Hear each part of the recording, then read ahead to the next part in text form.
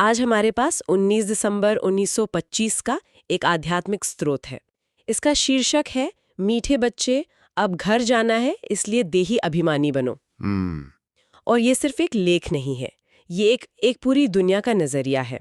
इसमें आत्मा की बात है, समय के एक घूमते हुए चक्र की और एक ऐसे ब्रह्मांडीय नाटक की बात की गई है जो पहले से ही लिखा जा चुका है और हूबहू दोहराया जाता है। हाँ बिल्कुल। यह स्रोत बताता है कि कैसे एक साधारण मनुष्य देवता बन सकता है और कैसे कोई सर्वोच्च शक्ति हर 5000 साल में आकर इसका रास्ता दिखाती है। तो चलिए इन गहरे और हैरान करने वाले विचारों की परतों को खोलते हैं। बिल्कुल। और देखिए, इस चर्चा का मकसद इन विचारों को बस जस का तस सामने रखना है, जैसा कि स्रोत में दिया गया है। हम यहाँ किसी भी दृष्टिकोण का समर्थन या खंडन नहीं कर रहे हैं। नहीं, बिल्कुल नहीं। हम तो बस ये समझने की कोशिश कर रहे हैं कि ये दर्शन आखिर कहता क्या है और इसके मायने क्या हो सकते हैं। तो चलिए शुरू करते उस विचार से जो शायद इस पूरे दर्शन की नींव है। स्रोत की शुरुआत ही एक बहुत बड़े दावे से होती है कि ये पूरी सृष्टि, ये पूरा ब्रह्मांड एक अनादि अविनाशी ड्रामा है। और सबसे चौंकाने वाली बात, नथिंग न्यू, मतलब कुछ भी नया नहीं होता। हाँ, और ये वाकई एक बहुत ही गहरा विचार है। नथिंग न्यू का मतलब सिर्फ ये नहीं कि इतिहास खुद को दोहराता है। स्रोत के अनुसार ये हूबहू मतलब अक्षरशः दोहराया जाता है। हर 5000 साल में एक ही कहानी, एक ही किरदार, एक ही संवाद के साथ। और इसमें जो बात इस विचार को और भी वजनदार बना देती है वो ये है कि जिसे स्रोत में बाप या सर्वोच्च सत्ता कहा गया है, हाँ, वो भी खुद को इस ड्रामा के बंधन में बंधा हुआ बताते हैं। एक बहुत ही महत्वपूर्ण पंक्ति है, इसमें मेरी भी कोई बड़ाई नहीं, मैं भी ड्रामा के बंधन में हूं। एक मिनट, ये तो बहुत बड़ी बात है। मतलब अगर ईश्वर या जो भी सर्वोच्च शक्ति है वो भी इस नाटक के नियमों से बंधी हुई है, हाँ, तो फिर तो ये नियम ही परम है। पर अगर सब कुछ एक स्क्रिप्ट की तरह पहले से लिखा है तो ये तो इंसान के वजूद पर एक बड़ा सवाल खड़ा कर देता है ना। बिल्कुल। हमारे अच्छे बुरे कर्म, हमारी मेहनत, हमारी चिंताएं, स्रोत के हिसाब से क्या इन सब का कोई मतलब ही नहीं है? ये एक बहुत बड़ा दार्शनिक सवाल है जो इस स्रोत से उभरता है। एक तरफ से देखें तो ये विचार बहुत मुक्त करने वाला हो सकता है। कोई चिंता नहीं, कोई पछतावा नहीं, क्योंकि जो होना है वो तय है। सही बात है। और पहले भी हो चुका है। लेकिन दूसरी तरफ, जैसा आपने कहा, यह प्रेरणा को खत्म भी कर सकता है कि भाई जब सब तय ही है तो मैं मेहनत क्यों करूं। स्रोत इस तनाव को क्या कहते हैं सीधे तौर पर हल नहीं करता, लेकिन वो बार बार पुरुषार्थ यानी प्रयास पर जोर देता है। अच्छा। और यही बात इस पहेली को और भी गहरा और दिलचस्प बना देती है। अच्छा, तो ये ड्रामा और पुरुषार्थ का जो विरोधाभास है वो इस दर्शन के केंद्र में है। तो अगर ये एक नाटक है तो इसकी कहानी क्या है? यहाँ 84 जन्मों के एक चक्र का जिक्र आता है। ये आत्मा का सफर आखिर है कैसा? यह इस नाटक की, आप कह सकते हैं, मुख्य पटकथा है। 84 जन्मों की यह यात्रा असल में आत्मा की पवित्रता के घटने और बढ़ने का चक्र है। ओके। स्रोत इसे सतोप्रधान अवस्था से शुरू करता है, जिसका मतलब है पूरी तरह से पवित्र। इसे आप जैसे 24 कैरेट सोने की तरह समझ सकती हैं। इस अवस्था में आत्माएं देवता होती हैं, जो सतयुग में होती हैं। फिर जैसे जैसे समय का चक्र आगे बढ़ता है, आत्मा की पवित्रता कम होती जाती है। मतलब सोने में धीरे धीरे मिलावट होती जाती है। बिल्कुल सही उपमा है। देवता से आत्मा क्षत्रिय वर्ण में आती है, जहां पवित्रता थोड़ी कम होती है। मान लीजिए 22 कैरेट सोना। फिर वैश्य वर्ण में और गिरावट आती है और अंत में शूद्र वर्ण तक पहुंचते पहुंचते आत्मा तमोप्रधान हो जाती है। तमोप्रधान मतलब पूरी तरह से अपवित्र। ये लोहे जैसी अवस्था है जिसमें चमक और मूल्य लगभग खत्म हो जाता है। ये चक्र सतयुग, त्रेता युग, द्वापर युग से होता हुआ कलयुग के अंत में पूरा होता है। और अभी के समय को, मतलब कलयुग के अंत को, स्रोत में किस तरह से दिखाया गया है? स्रोत इसके लिए बहुत ही मजबूत शब्दों का इस्तेमाल करता है।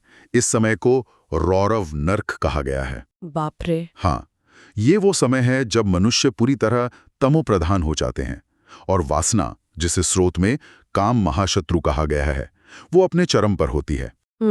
लेख में एक पुरानी भविष्यवाणी का भी जिक्र है कि एक समय आएगा जब 12-13 साल की कुमारियां बच्चे पैदा करेंगी।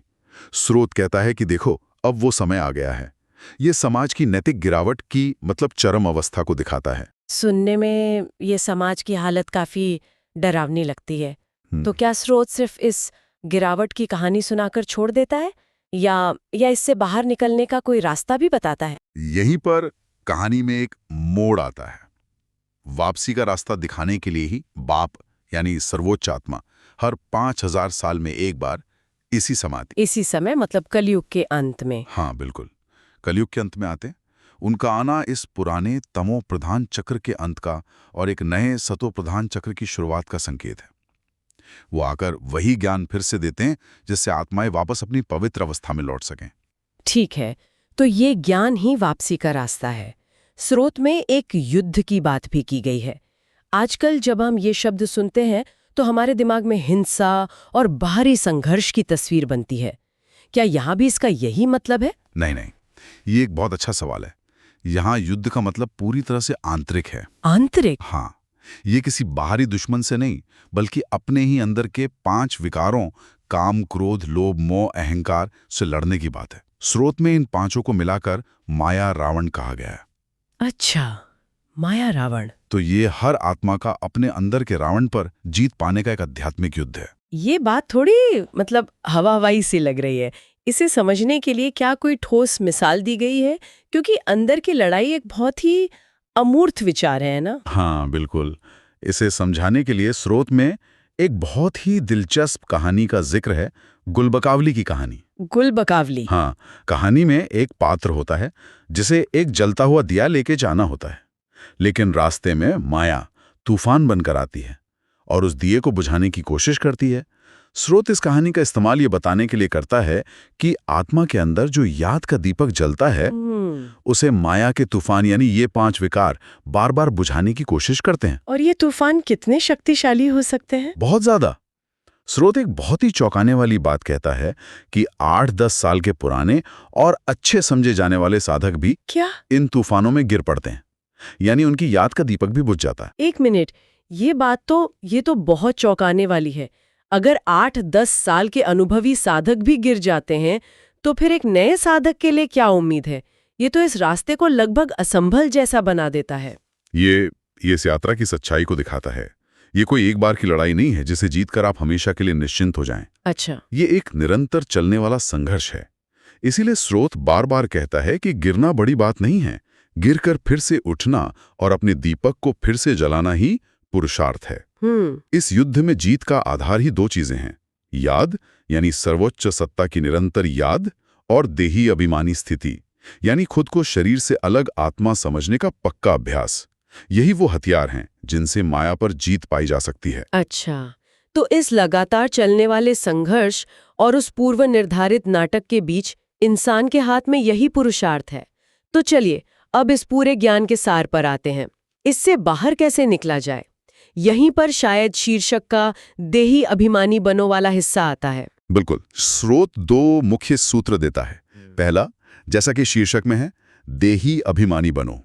इसका सीधा सा मतलब है खुद को ये शरीर मत समझो, खुद को एक आत्मा समझो। हम अक्सर कहते हैं मेरा हाथ, मेरा शरीर, मेरा दिमाग। हम ये नहीं कहते कि मैं हाथ हूं। इसका मतलब है कि मैं इन सब से अलग हूं, वो मैं ही आत्मा है। सही बात है। और स्रोत में एक बहुत महत्वपूर्ण बात कही गई है कि ये शिक्षा सिर्फ इसी समय यानी संगम युग में मिलती है। संगम युग? हाँ, कलयुग के अंत और सतयुग की शुरुआत का समय। सतयुग में तो इसकी जरूरत ही नहीं होती क्योंकि वहां आत्माएं स्वाभाविक रूप से आत्म अभिमानी होती हैं। तो पहला कदम है अपनी पहचान बदलना, देह से आत्मा पर शिफ्ट होना। लेकिन ये मानसिक स्थिति बनाए रखना भी तो एक संघर्ष होगा, जैसा कि उस गुलबकावली की कहानी से पता चलता है।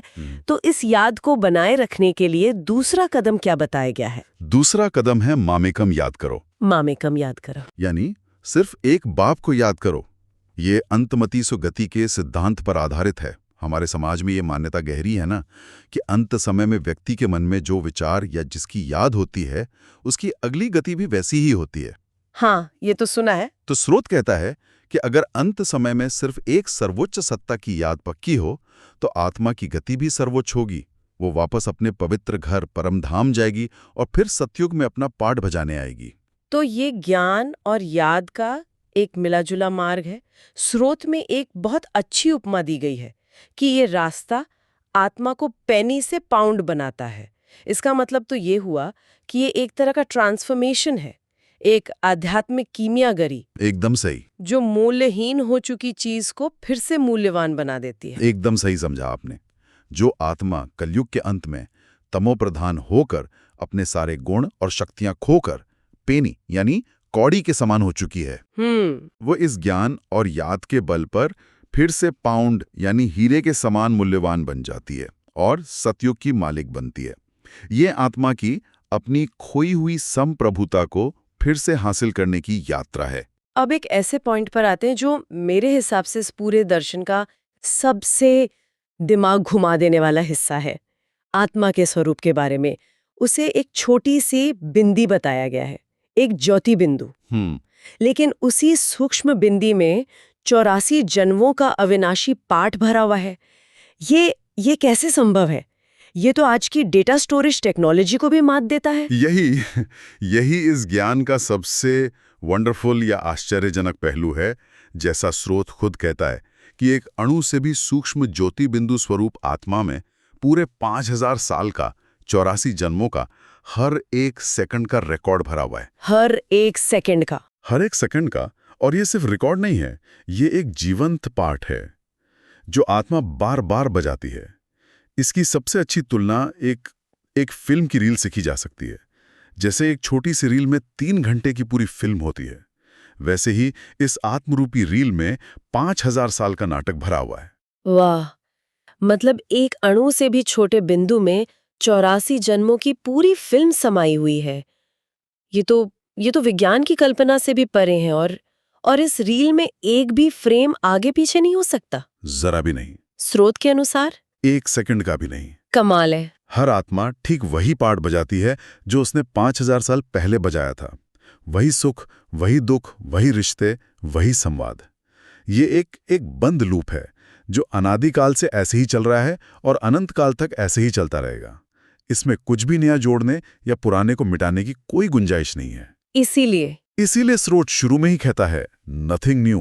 बिल्कुल। ये सोचना ही कितना अजीब है कि जो बातचीत हम अभी कर रहे हैं, ये भी हमने ठीक 5000 साल पहले इसी तरह की थी और आने वाले हर 5000 साल में करते रहेंगे।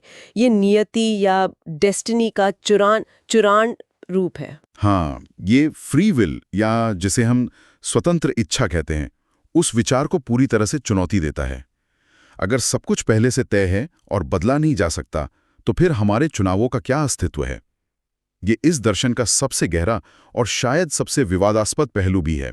तो आज हमने देखा कि ये स्रोत एक ऐसे ब्रह्मांड की तस्वीर पेश करता है जो एक पूर्व निर्धारित चक्रीय नाटक है। इसमें आत्मा 84 जन्मों का एक निश्चित सफर तय करती है, पवित्रता के शिखर से अपवित्रता की खाई तक जाती है और फिर इस चक्र के अंत में एक विशेष समय पर मिले ज्ञान और याद के बल पर वापस अपनी मूल पवित्र स्थिति में लौटती है। ये नियति और पुरुषार्थ के बीच संतुलन का एक बहुत ही अनूठा दर्शन है। बिल्कुल। और इस पूरी चर्चा से एक विचार सोचने के लिए रह जाता है, जिस पर हमने बीच में भी बात की थी। हाँ। स्रोत एक तरफ बहुत स्पष्ट रूप से कहता है कि हर आत्मा का पाठ ड्रामा में निश्चित है और उसे 1 सेकंड के लिए भी बदला नहीं जा सकता। सही है। वहीं दूसरी तरफ वो बार बार पुरुषार्थ करने यानी प्रयास करने, माया से लड़ने और गिरने के बाद फिर से उठने की प्रेरणा देता है। स्रोत में कहा गया है कि अगर कोई गिर भी जाता है तो उसे शर्मिंदा नहीं होना चाहिए, बल्कि फिर से हिम्मत रखकर प्रयास करना चाहिए। तो सोचने वाली बात यह है कि अगर सब कुछ पहले से ही तय है, तो इस आध्यात्मिक यात्रा में व्यक्तिगत प्रयास और स्वतंत्र इच्छा की क्या भूमिका है? अगर स्क्रिप्ट पहले से लिखी है, तो फिर डायरेक्टर हमें अच्छा एक्ट करने के लिए क्यों कह रहा है? ये विरोधाभासी शायद इस दर्शन का सबसे गहरा चिंतन बिंदु है, जिस पर श्रोताओं को खुद विचार करना चाहिए। मान द्वारा निरंतर अपनी स्थिति को ऊंचा बनाने की प्रेरणा सब कुछ आज बाबा ने हमें दिया है। अगर आज की मुरली से आपको कोई विशेष प्रेरणा या स्वमान का अनुभव मिला हो, तो उसे अपने जीवन में धारण करें और दूसरों को भी प्रेरित करें। अपने विचार या अनुभव कमेंट में साझा करें, ताकि अन्य आत्माओं को भी शक्ति मिले। याद रखें, हर शुभ संकल्प ही विश्व कल्याण की सेवा है। ओम शांति। ओम शांति।